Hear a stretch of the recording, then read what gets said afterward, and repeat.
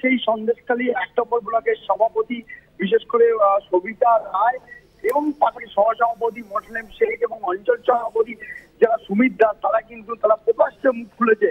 একদিকে জনসভায় যিনি বলেছেন, অন্যদিকে তিনি একদম সাংবাদিক সম্মেলন করে রীতিমতো বলেছেন যে যারা 2018 সালে যারা দল করতো না, যারা বিরোধী করেছিল, তাদেরকে নিয়ে সঙ্গে চলছে পুরনো যারা কর্মী, অর্থাৎ যারা এই কর্মী সমর্থক যারা ছিল, আদি যারা কর্মী সমর্থক, তাদেরকে বাদ দিয়ে তিনি চলছেন।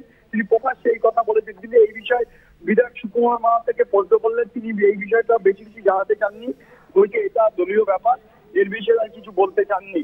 কিন্তু প্রকাশ্যে যেহেতু গোষ্ঠীদ্বন্দ্ব আসায় রীতিমতো রাজনৈতিক চাঞ্চল্য ছড়িয়েছে সন্দেশখালীতে।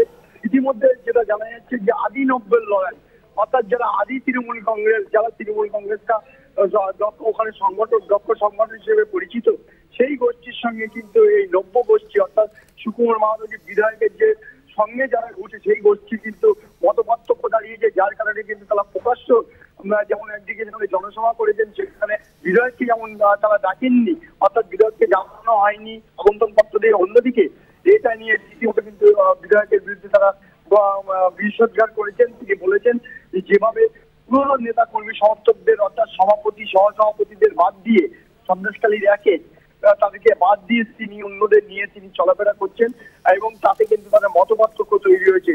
অর্থাৎ যারা উপযুক্ত দলীয় তারা কিন্তু একটা ক্ষোভ বেরিয়েছে। এই নিয়ে কিন্তু বিরোধীরা হাতিয়ার করেছে। তারা বলেছেন যত ভোট এগিয়ে আসবে অর্থাৎ 2026-এর বিধানসভা নির্বাচনে তত গোষ্ঠীদ্বন্দ্ব সামনে প্রকাশ্যে আসবে বলে এমনটাই দাবি করেছেন। এই নিয়ে রাজনৈতিক একের ওপরে কিন্তু বিষোদ্গার করেছেন এবং চাঞ্চল্য ছড়িয়েছে। অঙ্কুর, এই যে সরাসরি একটা অভিযোগ তোলা হচ্ছে ব্লক নেতৃত্বের পক্ষ থেকে, সুকুমার মাহাতো কি বক্তব্য?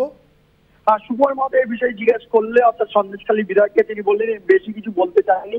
তিনি বলেছেন আমাকে ডাকা হয়নি বা দলীয় ভাবে এটা আমি জানি না। তাহলে প্রকাশ্যে যে এভাবে অভিমত প্রকাশ করছে ব্লক নেতৃত্ব, এ বিষয়ে জেলা নেতৃত্ব কি কোনো পদক্ষেপ করবে? দেখো, ইতিমধ্যে কিন্তু বসিরহাট যে সাংগঠনিক জেলা আছে অবজারভার অর্থাৎ তথা দমকল মন্ত্রী সুজিত বসু কিন্তু তার কাছে কিন্তু লিখিতভাবে ইতিমধ্যে কিন্তু জেলা নেতৃত্ব একটা তদন্ত শুরু করেছে। পাশাপাশি যারা চেয়ারম্যান আছেন তারা দেখেন পুরো বিষয়টা কেনই বা এইরকম একটা অনুষ্ঠান হলো, অর্থাৎ প্রকাশ্য ন্যায়ালয় কালিয়াগঞ্জ সভায় সেখানে বিধায়কের বিরুদ্ধে তারা ক্ষোভ উগড়ে দিলেন যে গোষ্ঠীদ্বন্দ্ব প্রকাশ্যে আসায় রীতিমতো কিন্তু অস্বস্তিতে পড়েছে জেলা তৃণমূল নেতৃত্ব। কিন্তু পুরো বিষয়টা দলীয়ভাবে তারা এটা তদন্ত করবেন বলে জানানো হয়েছে। ধন্যবাদ। আমাদের সঙ্গে ছিলেন আমাদের প্রতিনিধি সঞ্জিত চক্রবর্তী।